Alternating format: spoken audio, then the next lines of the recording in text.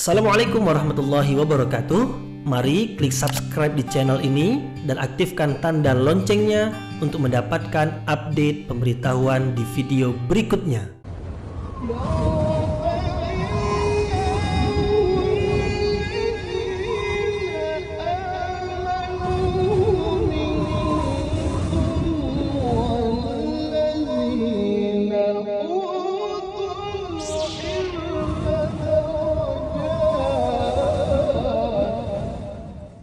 A'udzu billahi minasyaitonir rajim. Bismillahirrahmanirrahim. Assalamualaikum warahmatullahi wabarakatuh. Alhamdulillahirabbil alamin wa bihi nasta'inu ala umurid dunya waddin. Nasta'inuhu wa nastaghfiruh wa na'udzu billahi min shururi anfusina wa min sayyiati a'malina. فمن يهده الله فلا مضل له ومن يضلل فلا هادي له. أشهد أن لا إله إلا الله وحده لا شريك له وأشهد أن محمدا عبده ورسوله لا نبي بعده. أما بعد. Puji syukur kehadirat Allah Subhanahu wa taala yang masih melimpahkan rahmat dan nikmat. Kita bersyukur dengan mengucapkan Alhamdulillahirabbil alamin. Kemudian tidak lupa pula bersalawat kepada Rasulullah dengan mengucapkan Allahumma salli ala Sayyidina Muhammad wa ala ali Sayyidina Muhammad, dan bersalam kepada Rasulullah dengan mengucapkan Assalamu alayka ya Rasulullah. Alhamdulillah kita dapat kembali meneruskan pengajian tafsir ayat-ayat suci Al-Quran yang insyaAllah kita akan teruskan kepada ayat yang ke-38 dan 39 dari surah At-Taubah, yaitu yang menerangkan tentang kewajiban berperang di jalan Allah. Dalam dua ayat yang akan kita pelajari ini, Allah Subhanahu wa taala memerintahkan orang-orang beriman supaya berperang di jalan Allah apabila kewajiban perang itu telah ditetapkan. Pada masa dahulu Rasulullah SAW menyeru orang-orang beriman supaya berperang. Maka apabila Rasulullah sudah menyeru, maka tidak sepatutnya orang-orang beriman untuk menjadi berat hati untuk berperang, tapi hendaklah mereka sungguh-sungguh segera menjawab seruan Rasulullah untuk pergi berperang. Tidak boleh merasa berat atau enggan untuk pergi berperang apabila kewajiban perang itu telah ditetapkan, karena di dalam berperang di jalan Allah itu ada kebaikan di dalamnya, ada manfaat yang besar di dalamnya.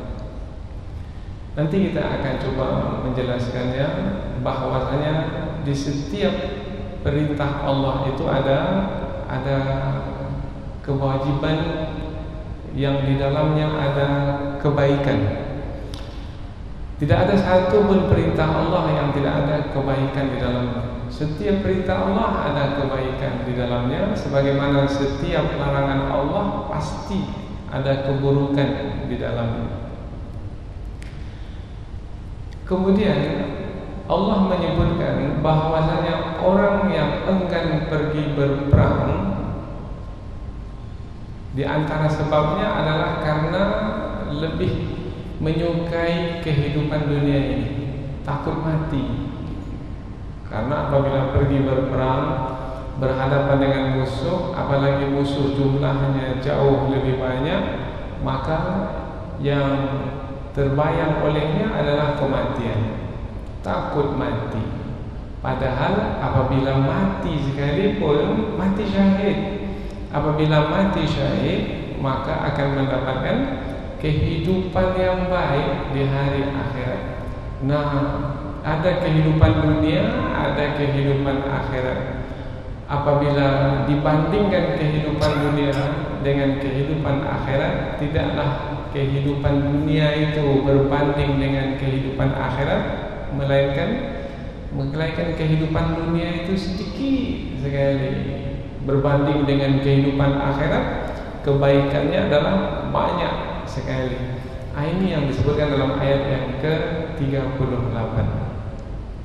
Kemudian di ayat yang ke-39 Allah memberikan ancaman, yaitu siapa yang tidak mau pergi berperang, padahal kewajiban perang itu sudah ditetapkan dan ia adalah termasuk orang yang memang wajib untuk pergi berperang karena ia adalah laki-laki yang sudah cukup umur, memiliki kekuatan, bukan wanita, bukan orang tua, bukan kanak-kanak, bukan orang yang cacat.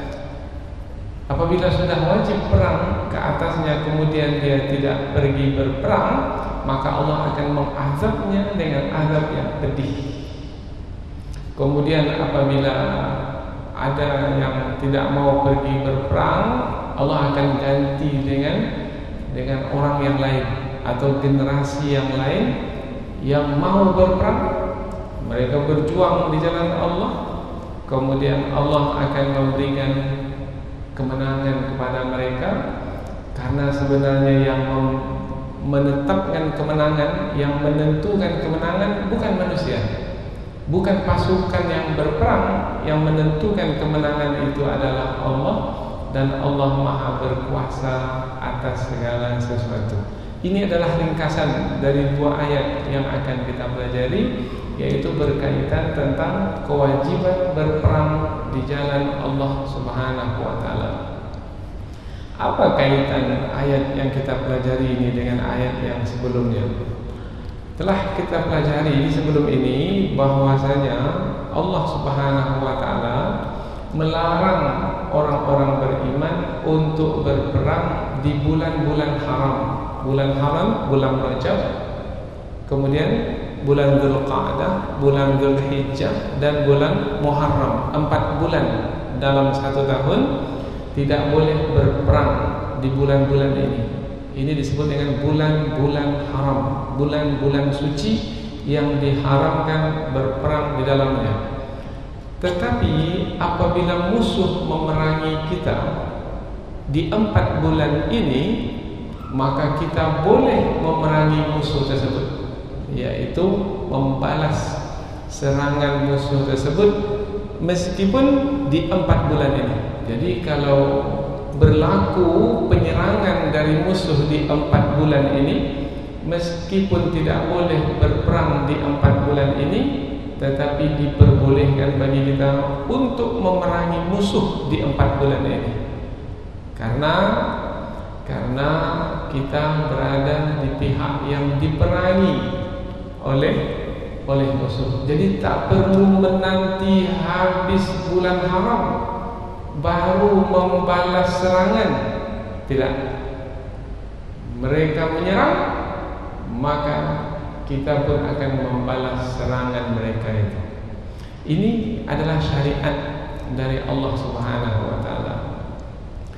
Kemudian apabila mereka memerangi kita secara menyeluruh, maka kita pun akan memerangi mereka secara menyeluruh. Siapapun di antara mereka akan kita perangi. Ini disebutkan di dalam ayat yang ke-36. Kemudian orang-orang Yahudi, orang-orang Nasrani dari kalangan ahlul kitab, mestinya mereka apabila sampai bulan haram mereka tidak berperang, tapi mereka pula tidak memperdulikan bulan haram.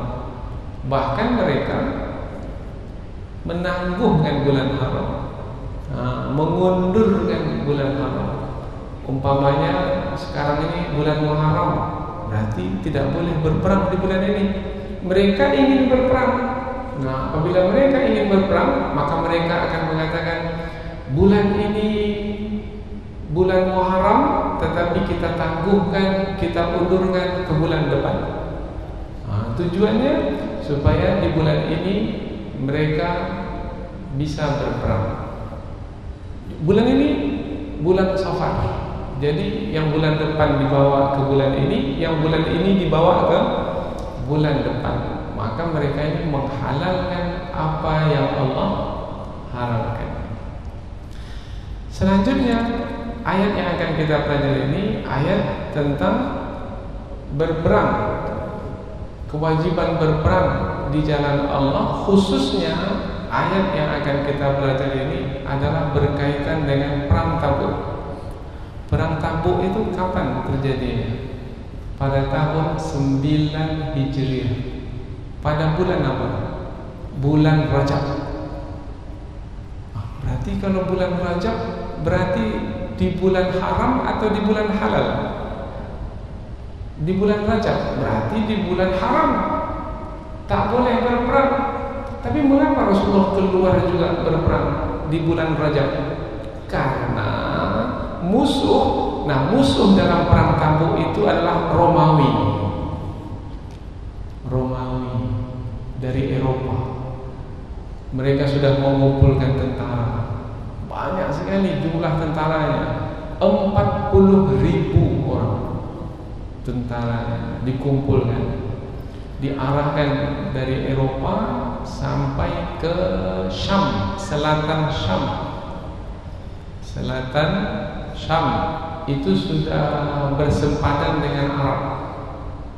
Nah, mereka mengumpulkan tentara untuk memerangi Rasulullah dan orang-orang beriman, memerangi umat Islam.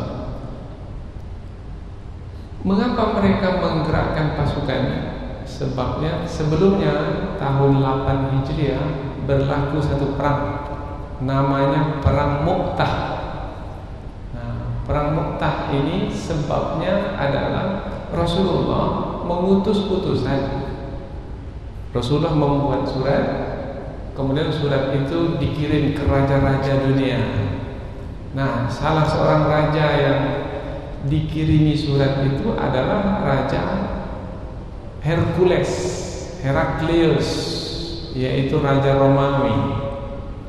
Nah, dibawalah oleh utusan Rasulullah.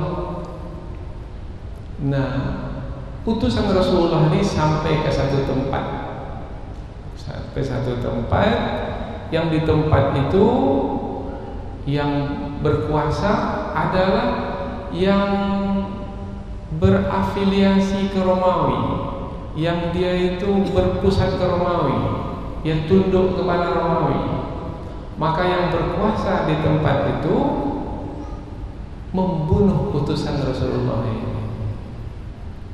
Karena utusan Rasulullah dibunuh, maka bermakna ini mengisytiharkan perang.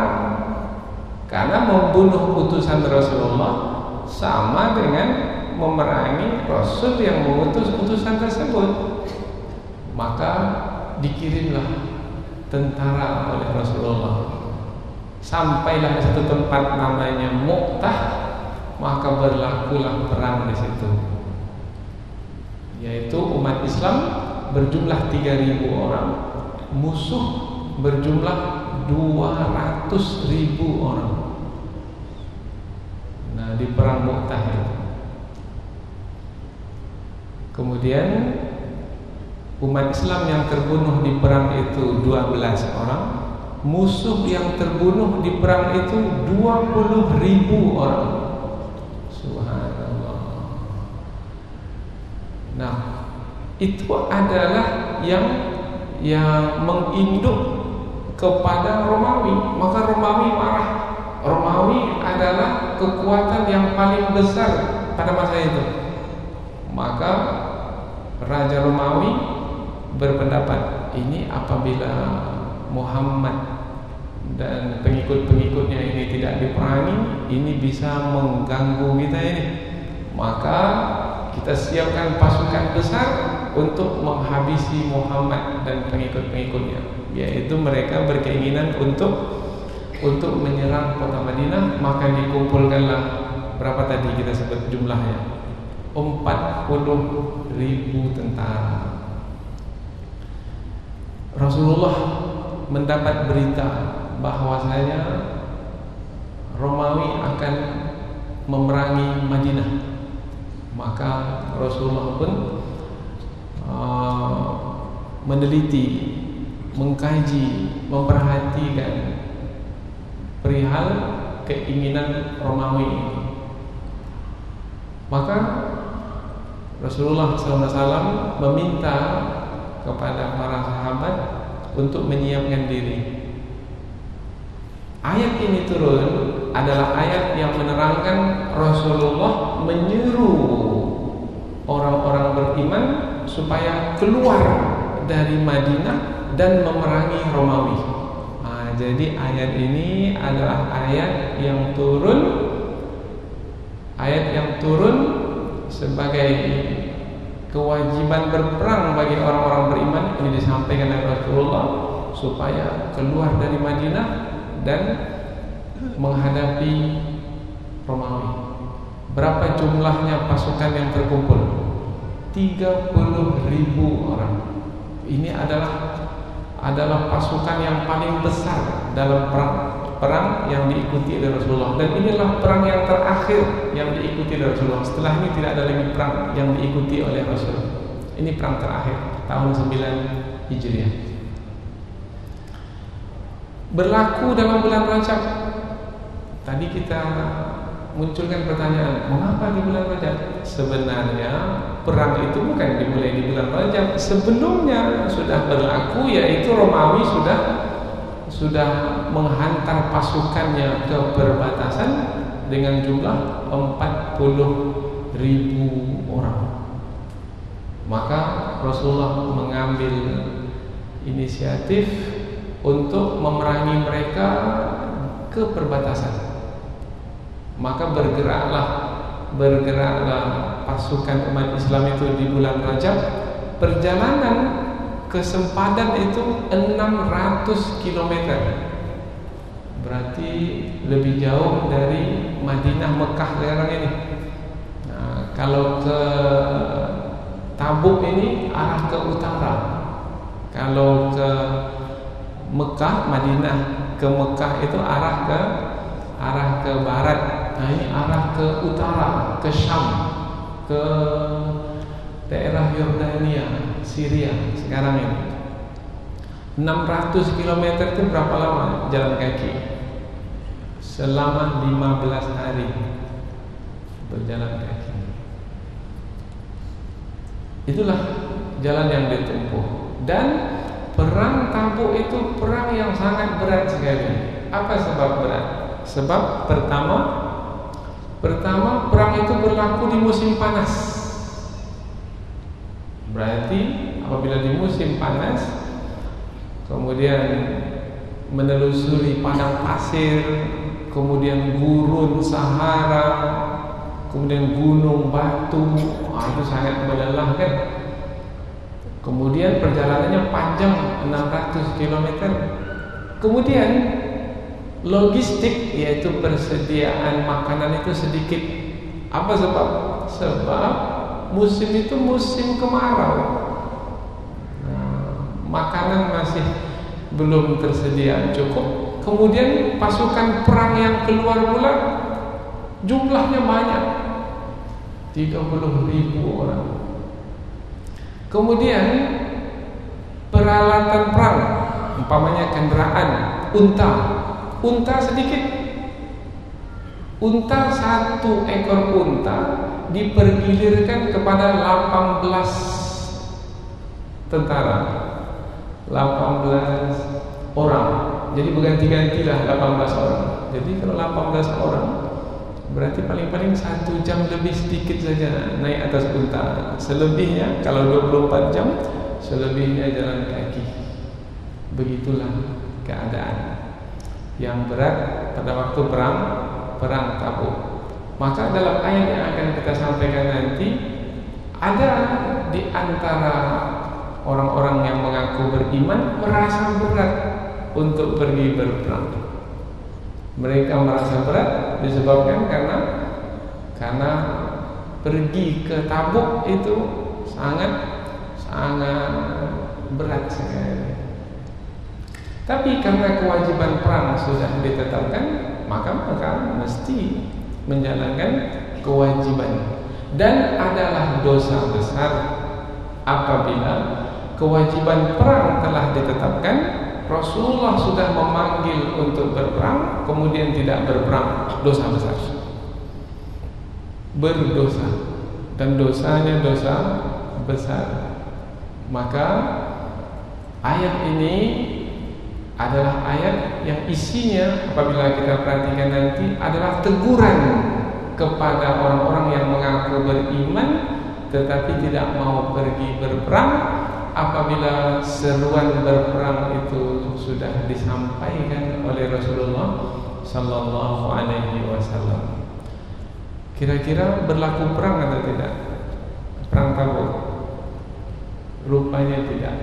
Rupanya Romawi yang kononnya gagah perkasa pada masa itu, Hercules, mendengar 30.000 pasukan umat Islam keluar, mereka menjadi takut, tak jadi berperang. Jadi orang kafir itu penakut sebenarnya. Orang kafir itu penakut. Apa sebab? Sebab orang kafir itu tidak ada yang membantu mereka. Siapa yang membantu mereka? Orang-orang beriman meyakini yang membantu mereka adalah Allah Subhanahu wa Ta'ala. Allah tak akan mungkin meninggalkan nabinya, meninggalkan rasulnya. Tidak, sudah jadi janji Allah. Kemenangan diberikan kepada orang-orang beriman. Wal aqibatu lil muttaqin. Kesudahan yang baik itu diberikan kepada orang-orang yang bertakwa. Tak jadi perang. Berapa hari Rasulullah berdiam di Tabuk? 20 hari lamanya. Jadi 15 hari berjalan, 20 hari di sana, tak ada perang. Pasukan musuh satu pun tak ada yang muncul. Kemudian 15 hari pulang kembali, 50 hari lamanya. Kembali lagi ke Madinah, itu sudah sampai bulan Ramadan. Nah, jadi ayat ini menerangkan tentang perang Tabuk, perang yang terakhir yang sebenarnya diawali oleh satu perang, yaitu perang Mu'tah. Apabila perang Mu'tah 8 Hijriah, maka perang Tabuk ini adalah 9 Hijriah. 10 Hijriah, itu Rasulullah pergi berhaji, haji wada. Kemudian setelah itu 11 Hijriah, Rabiul Awal, Rasulullah meninggal dunia. Jadi ini sudah di penghujung usia Rasulullah sallallahu alaihi wasallam. Gambaran awal sudah kita dapatkan dari dua ayat ini, maka sekarang kita akan coba mendekati ayat ini melalui tafsir. Namun sebelumnya kita akan baca ayat ini terlebih dahulu, kemudian kita terjemahkan supaya lebih mudah bagi kita untuk mengetahui kandungan maknanya. Allah Subhanahu wa Ta'ala berfirman, A'udzu billahi minasyaitonir rajim. Ya ayyuhalladzina amanu ma lakum idza qila lakum unfiru fi sabilillahi thaqaltum ilal ard araditum bil hayatid dunya minal akhirah fama mata'ul hayatid dunya fil akhirati illa qalil illa tanfiru yu'adzibkum 'adzaban alima wa yastabdil qauman ghairakum wa la tadurruhu syai'an wallahu ala kulli syai'in qadir. Allah berfirman, ya ayyuhalladzina amanu, wahai orang-orang beriman. Allah menyeru orang-orang beriman. Malakum, apa sebabnya kamu ini? Idza qila lakum, apabila dikatakan kepadamu, infiru, berperanglah kamu, keluarlah kamu untuk berperang, atau berangkatlah kamu untuk berperang fi sabilillah, di jalan Allah. Nah, kalau kita bawa ayat ini ke perang Tabuk dahulu, yaitu 600 km yang akan ditempuh di musim kemarau, panas terik, persediaan tidak seberapa, musuh yang dihadapi jauh lebih banyak.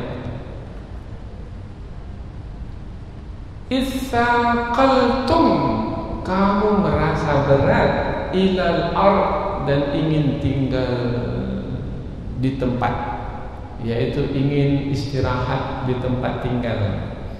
Araditum, apakah kamu itu puas bil hayatid dunya, dengan kehidupan dunia, minal akhirah, dari akhirat, yaitu dengan meninggalkan kehidupan akhirat. Oh, jadi dibuat di sini nih dunia dan akhirat perbandingannya. Orang yang tidak pergi berperang itu sama dengan mencari dunia, meninggalkan akhirat. Siapa yang pergi berperang itu berarti dia mencari akhirat. Kemudian Allah berikan penjelasan.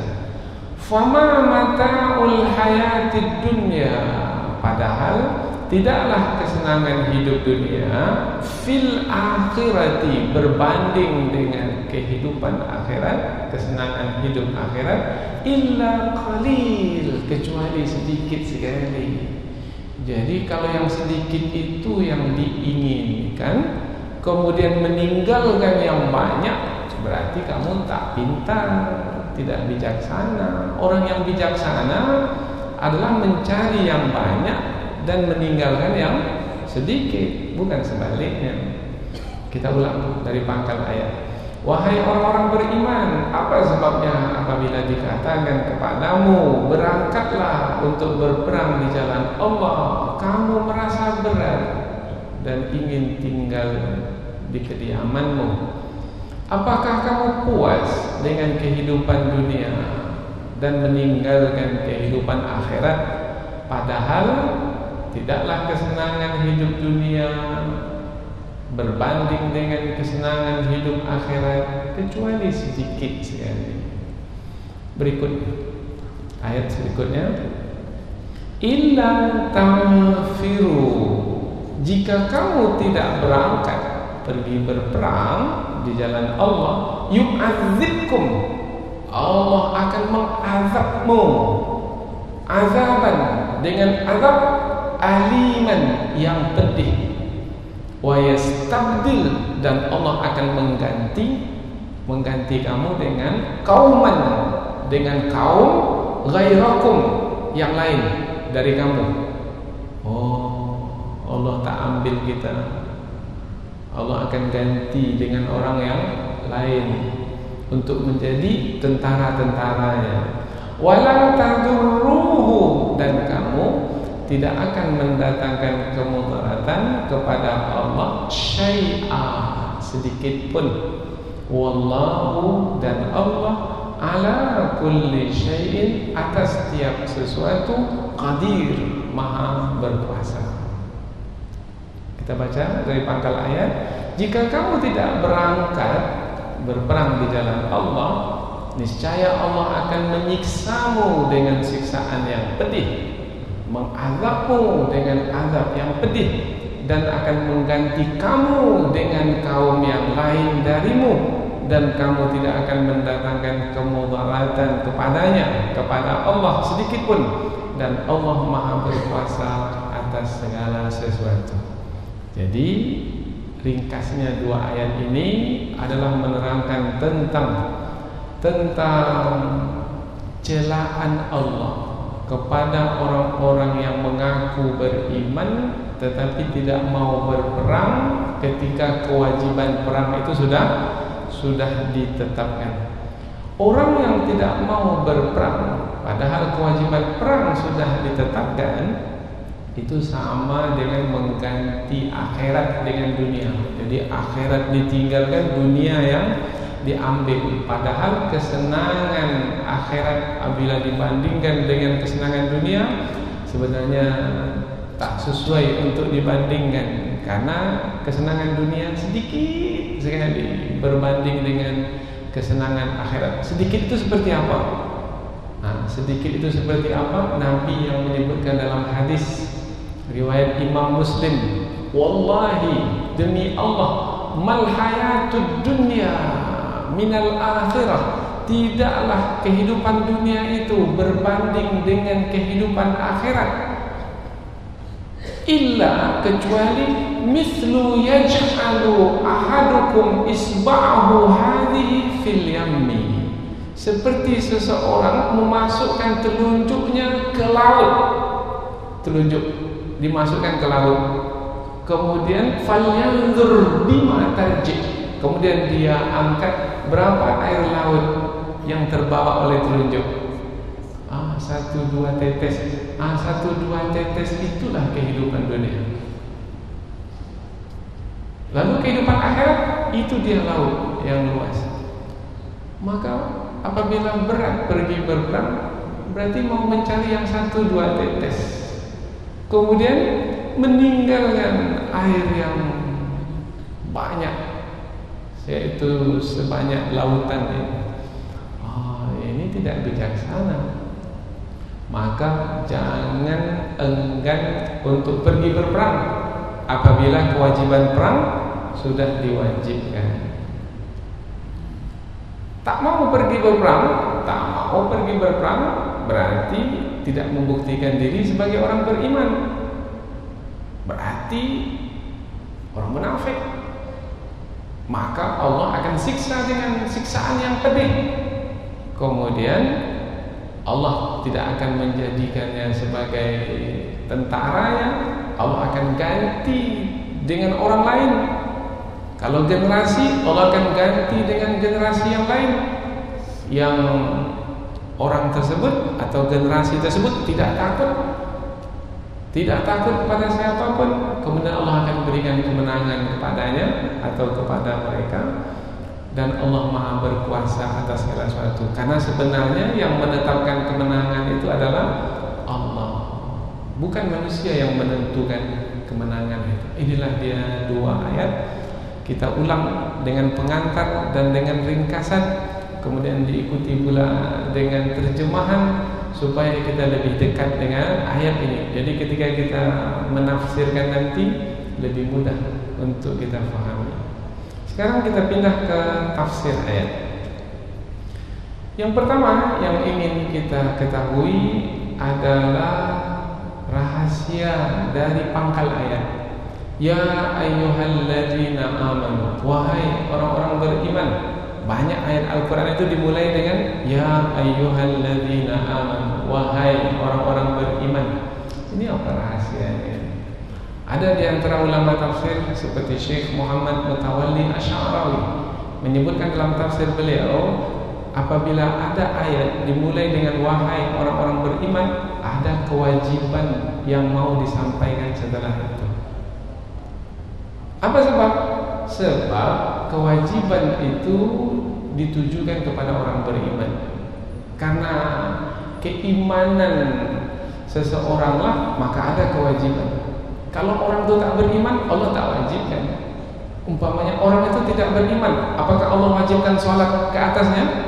Puasa ke atasnya? Kapan Allah mewajibkan puasa ke atas seseorang?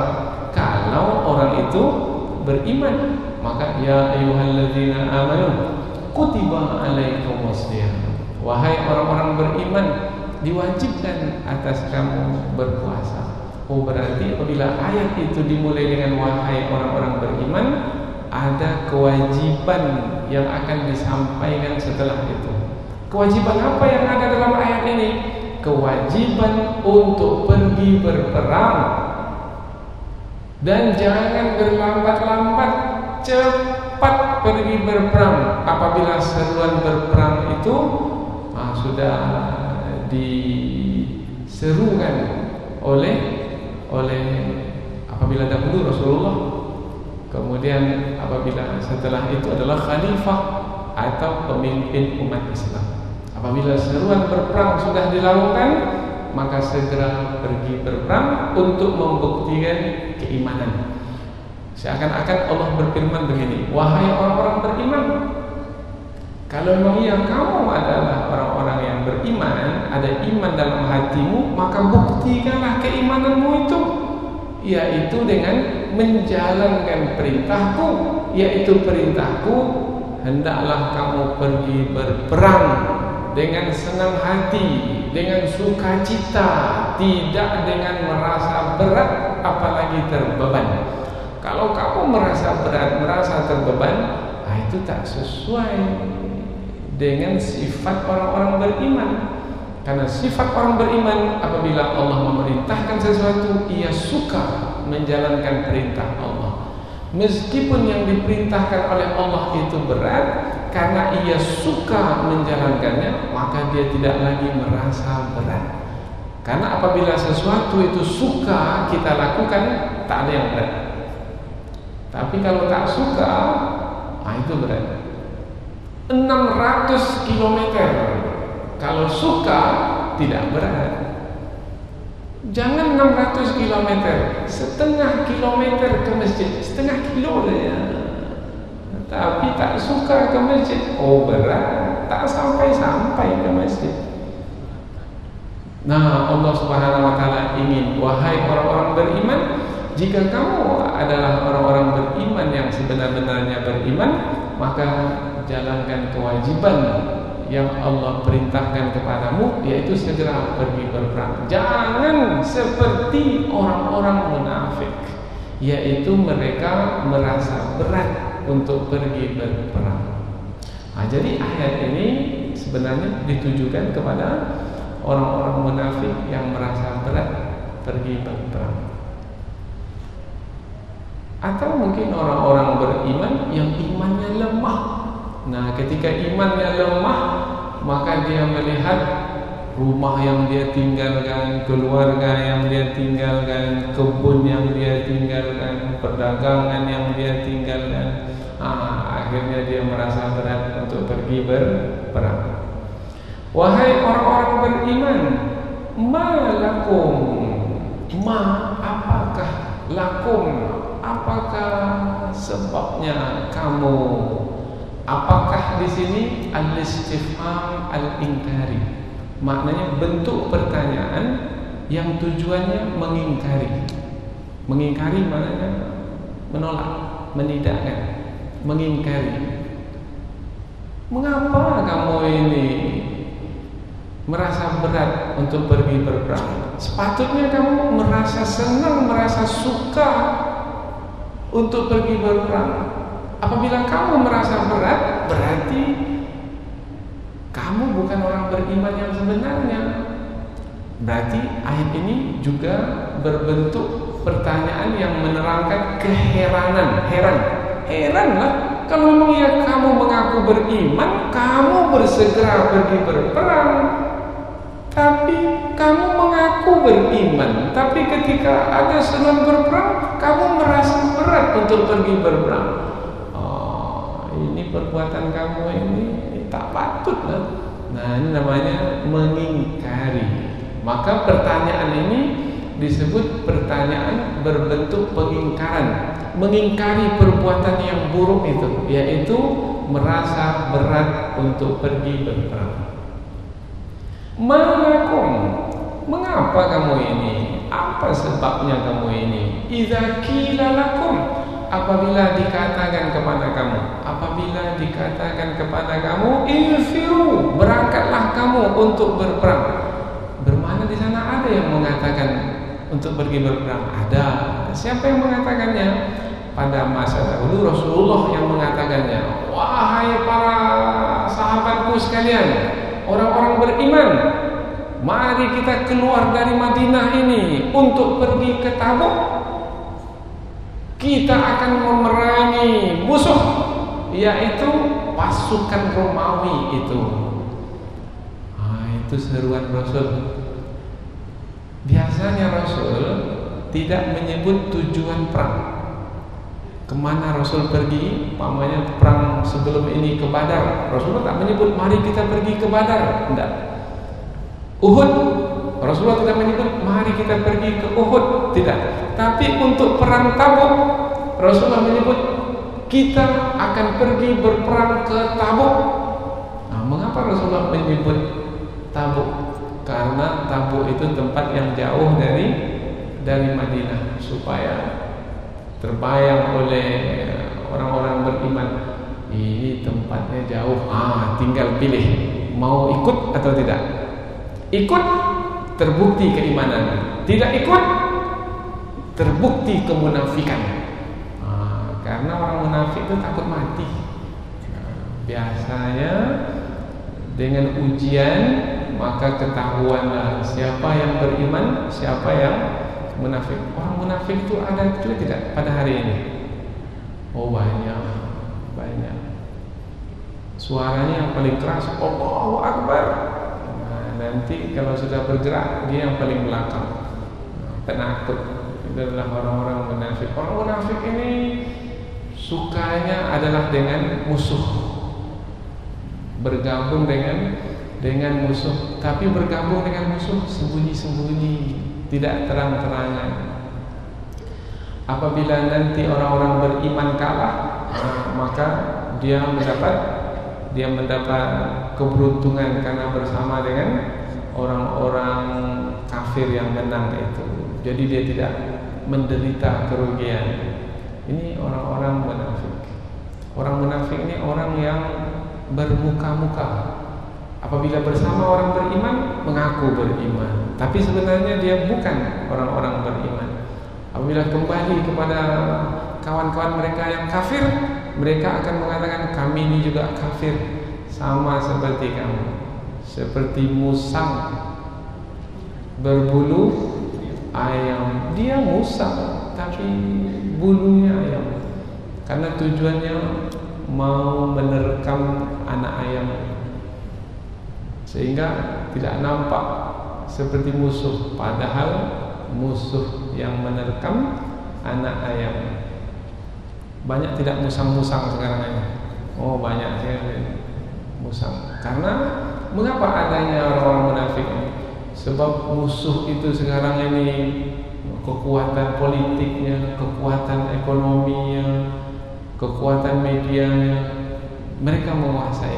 Maka orang-orang munafik ini suka kepada musuh-musuh tersebut, tapi tetap juga mengaku sebagai orang-orang beriman. Maka orang munafik seperti ini memedihkan hati orang-orang beriman karena menipu orang-orang beriman.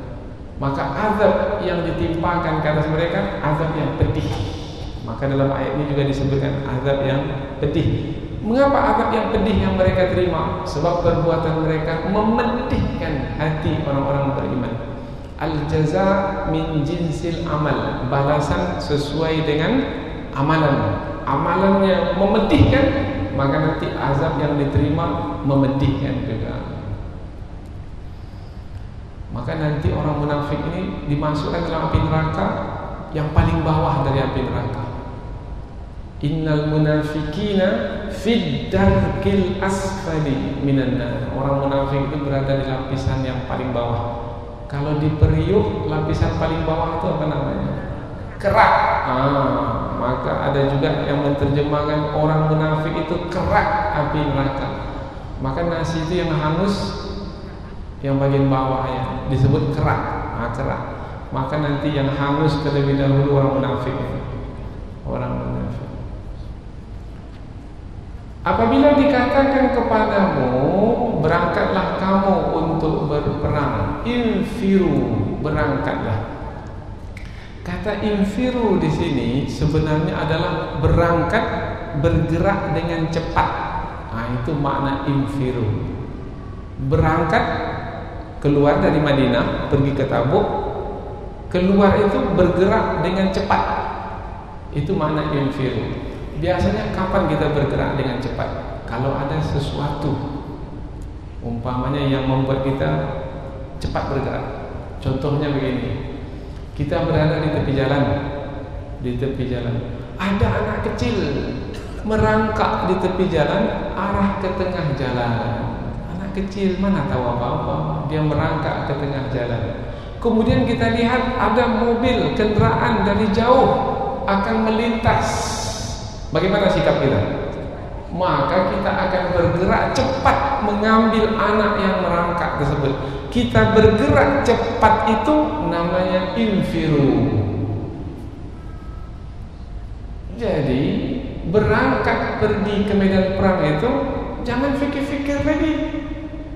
Anak sudah merangkak ke tengah jalan, kendaraan dari jauh mau datang, fikir-fikir dulu. Saya fikir dulu ya.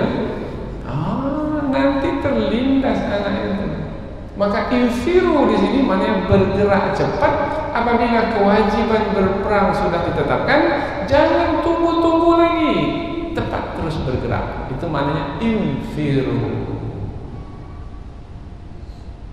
Ada orang yang berfikir-fikir dulu. Iya, ada orang yang fikir dulu ya. Ini kebun saya sedang ditanam ini. Kemudian baru berbuah. Buahnya belum dipetik.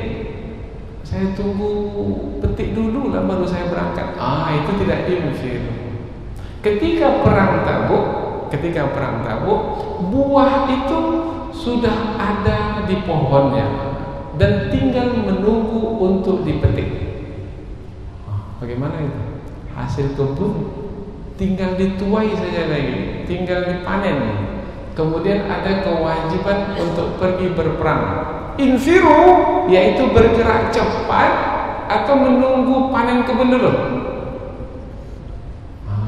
Maka ayat ini mengatakan infiru, jangan tunggu panen dulu, keluar.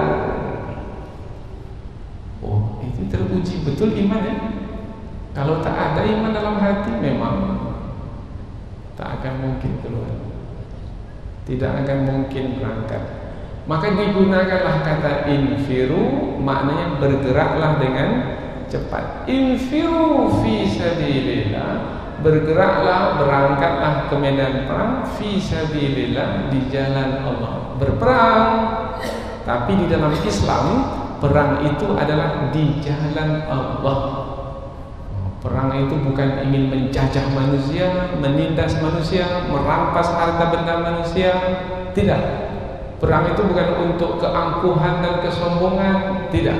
Perang itu adalah untuk menegakkan kebenaran, memperjuangkan kebenaran, menegakkan keadilan, memperjuangkan keadilan, yaitu membasmi kezaliman. Fi sabilillah. Apa sebabnya kamu apabila dikatakan kepadamu berangkatlah berperang di jalan Allah, itsaqaltum, kamu merasa berat. Ada beda antara berat dengan merasa berat. Kalau berat memang tak bisa membawanya. Umpamanya ada barang yang berat, itu memang tak bisa bawanya. Barang itu bisa dibawa, dia bisa membawanya. Barang itu tak begitu berat, tapi dia merasa barang itu berat. Mengapa dia merasa barang itu berat? Karena malas, karena enggan, dia tak mau untuk membawanya. Perang itu bagi orang-orang beriman tidaklah berat, tapi bagi orang-orang munafik akan merasa berat. Apa sebab dia merasa berat? Ada kehendak hawa nafsu. Kehendak hawa nafsu mau tinggal di rumah, berdiam dalam rumah, atau mau pergi ke Tabuk 600 km untuk ditempuh. Kalau ditanya hawa nafsu, pilih mana? Pasti mau di rumah. Kalau ditanya hawa nafsu, mau bersama dengan keluarga atau menghadapi musuh di medan perang. Nah, orang-orang munafik, mengapa mereka merasa berat? Karena bagi mereka musuh, perjalanan jauh, kemudian panas, ini menyusahkan, membuat menjadi sengsara. Nah, ini membuat mereka merasa berat. Tapi bagi orang-orang beriman, enggak. Setiap langkah kaki di medan perang, pahala. Kemudian ditinggikan kedudukan, ditinggikan derajat. mati sekalipun di medan perang, mati syahid, maka akan hidup untuk selama-lamanya dan diberi rezeki oleh Allah Subhanahu wa taala. Maka orang yang beriman tidak akan mungkin merasa berat kemudian tinggal di rumah, tidak akan mungkin. Mereka akan bersegera pergi ke medan perang. Kemudian pertanyaan yang kedua ini sama dengan pertanyaan pertama tadi. Apa sebabnya kamu itu mengingkari? Ini pun juga mengingkari. Araditum, apakah kamu rela? Mengingkari. Kalau kamu merasa berat, tidak mau berperang, berarti kamu ini rela, puas dengan bil hayatid dunya, dengan kehidupan dunia, minal akhirah, dengan meninggalkan kehidupan akhirat. Orang beriman akan mengutamakan akhirat dari dunia. Walal akhiratu khairul laka minal ula. Akhirat bagimu adalah lebih baik dari dunia. Itu orang beriman. Tapi kalau orang munafik, dunia yang lebih didahulukan dari akhirat. Apabila dunia yang didahulukan dari akhirat merasa puas dengan dunia berbanding akhirat, bermakna perbuatan yang buruk dan tercela, karena itu hanyalah perbuatan orang-orang munafik. Apakah kamu rela, puas? Apakah kamu puas dengan kehidupan dunia dan meninggalkan kehidupan akhirat? Apabila iya, buruknya perbuatanmu ini. Kira-kira begitulah bahasa orang awamnya. Fama mata'ul hayatid dunya fil akhirah.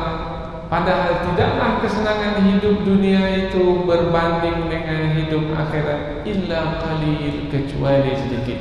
Ini ayat ini namanya penjelasan.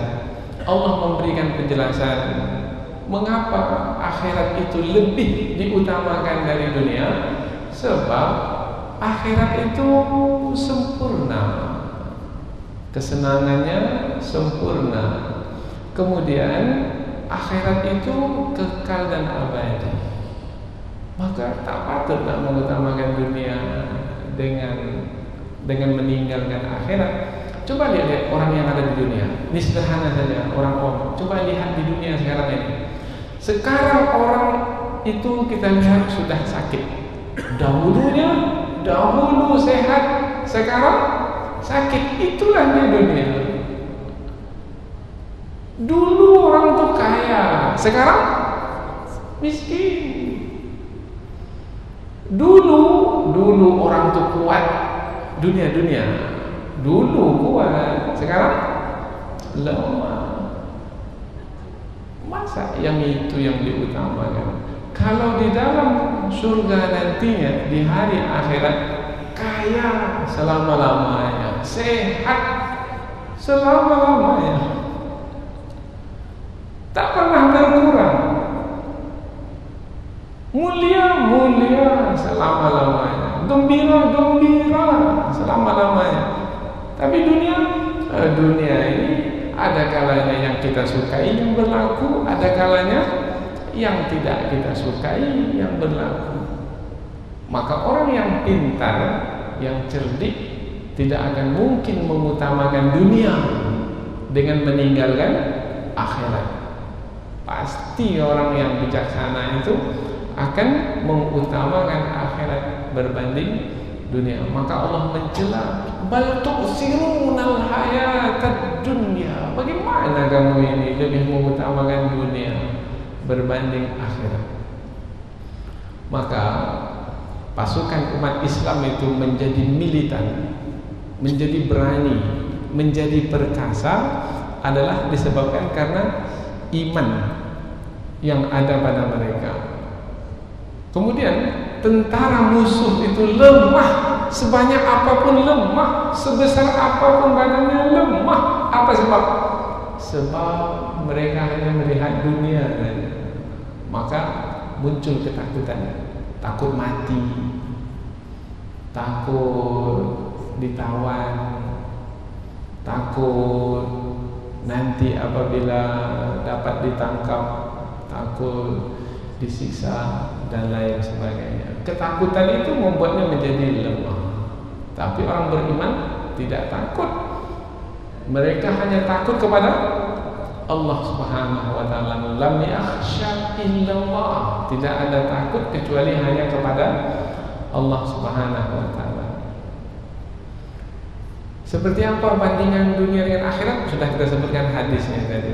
Lanjutan ayat. Illa tanfiru, jika kamu tidak pergi berperang, jika kamu tidak berangkat berperang, ayat ini adalah ancaman. Jadi ayat yang kedua ini melanjutkan ayat yang pertama yang sebelumnya, yaitu ancaman bagi siapa yang tidak mau pergi berperang. Yu'adzibukum, Allah akan mengazabmu, menyiksamu azaban alima, dengan azab yang pedih. Mengapa Allah mengazab? Sebab dia yang tidak pergi berperang itu gagal dalam ujian. Yaitu Allah perintahkan supaya berperang, dia tidak mau berperang, gagal dalam ujian. Gagal, maka tanggunglah akibatnya, yaitu azab yang pedih. Wa yastabdil qauman ghairakum, dan Allah akan mengganti dengan kaum yang lain selain kamu. Allah akan ganti dengan kaum yang lain. Allah tinggalkan kamu, kemudian Allah ganti dengan kaum yang lain. Berarti Allah Subhanahu wa taala akan memenangkan agamanya, akan memenangkan agamanya dengan orang-orang yang dia kehendaki. Maka apabila Allah tidak memenangkan agamanya dengan kita, maka Allah akan memenangkan agamanya dengan orang selain kita. Kita tak mau, kita ingin Allah memenangkan agamanya dengan kita. Maka ya Allah, jangan ganti hamba dengan orang lain. Kalau dapat, hambalah orang yang engkau pilih untuk memenangkan agamamu ya Allah. Maka saya ada dapat satu postingan, isinya, andaikan ada 1000 orang yang berperang di jalan Allah, umpamanya 1000 orang yang berperang umpamanya, kemudian yang lainnya umpamanya mundur ke belakang, satu yang bertahan, maka saya ingin yang satu itu, sayalah orang yang bertahan. Nah, berarti dia ingin dia itu tidak terpengaruh oleh yang lain. Dia ingin dia itu adalah yang tetap pendirian, istiqamah di jalan Allah, berperang menegakkan kebenaran, memperjuangkan agama Allah Subhanahu wa taala. Ini adalah istiqamah. Wa yastabdil qauman ghairakum, dan Allah akan mengganti dengan kaum yang lain dari kaummu. Oh, berarti kemenangan itu pasti juga. Kemenangan memang telah Allah tetapkan dengan kepastian. Hanya saja kemenangan itu boleh jadi dengan kita, mudah-mudahan dengan kita. Boleh jadi kalau kita tidak mau menjalankannya, tidak mau menjadi tentara Allah Subhanahu wa taala, maka kemenangan itu tidak dengan kita, tapi dengan orang selain kita. Yang rugi siapa? Nah, yang rugi kita, karena kemenangan itu akan pasti berlaku juga. Yang rugi kita, karena kita tidak menjadi tentara yang Allah pilih untuk kemenangan. Kita ingin kita ini adalah menjadi tentara yang Allah pilih untuk kemenangan yang telah ditetapkan. Jadi Allah sudah menetapkan kemenangan, itu sudah menjadi janji Allah. Allah pasti akan memberikan kemenangan. Itu sudah janji Allah. Hanya saja Allah Subhanahu wa taala meminta dari hamba-hambanya untuk menjadi pejuang kebenaran tersebut, dan kita ingin kitalah yang menjadi pejuang-pejuang kebenaran tersebut. Wala tadurruhu syai'a, dan apabila kamu tidak mau menjadi tentara-tentara Allah dalam berperang di jalannya, maka kamu bukannya mendatangkan kemudaratan kepada Allah, tidak. Kamu bukannya melemahkan kekuatan para pejuang kebenaran, tidak. Karena Allah Subhanahu wa taala sebenarnya yang memimpin orang-orang yang berjalan di jalannya sehingga mereka tetap kuat meskipun banyak orang-orang yang berpaling dari jalan kebenaran, orang-orang munafik berpaling dari jalan kebenaran, maka tidak akan mendatangkan kemudaratan sedikit pun. Dalam perang Tabuk ada tidak orang-orang munafik? Ada. Mereka tak mau pergi berperang. Mereka berdiam diri. Dikatakan jumlahnya 80 orang. Tak mau pergi berperang. Mereka lebih suka tinggal di Madinah, tinggal di rumah mereka, memetik hasil kebun mereka. 80 orang jumlahnya. Tak mau pergi keluar ke Madinah, mau pergi ke Tabuk. Sehingga setelah pulang dari perang Tabuk, mereka ini ketakutan karena Rasulullah pulang membawa kemenangan.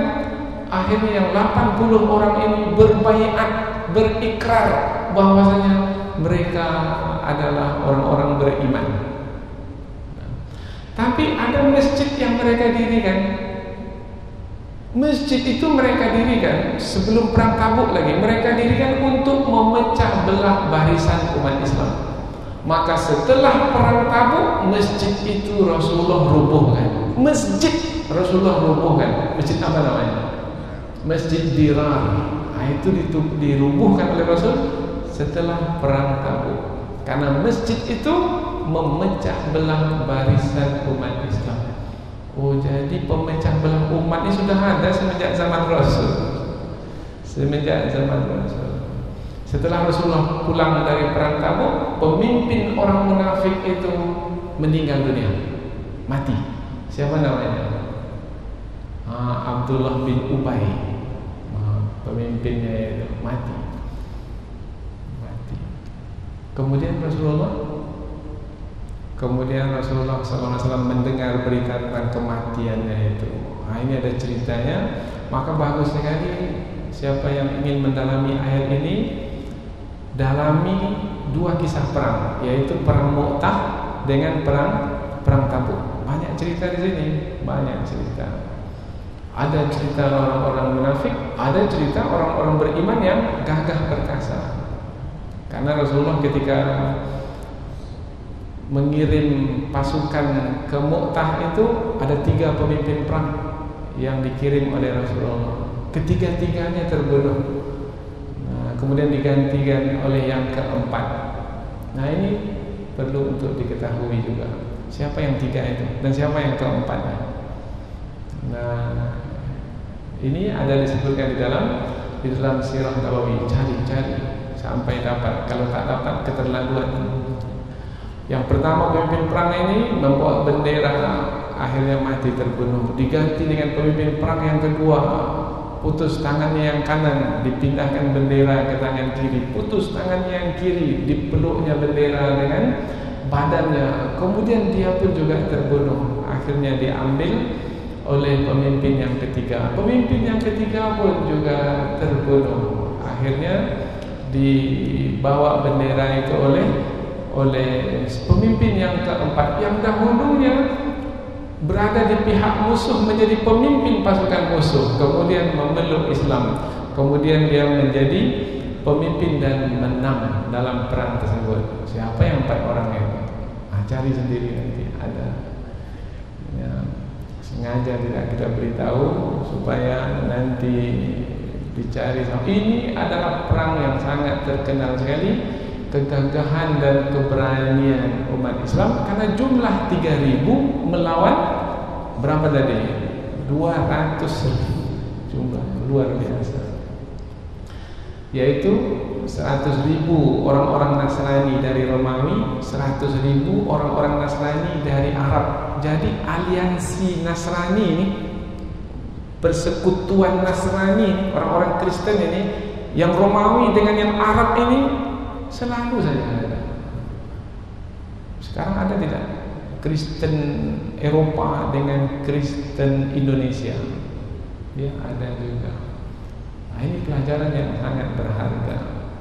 Maka mesti memahami ini dengan baik, dengan tepat, dengan benar, supaya kita tidak tertipu dan terpedaya. Wallahu ala kulli syai'in qadir, dan Allah Maha berkuasa atas segala sesuatu.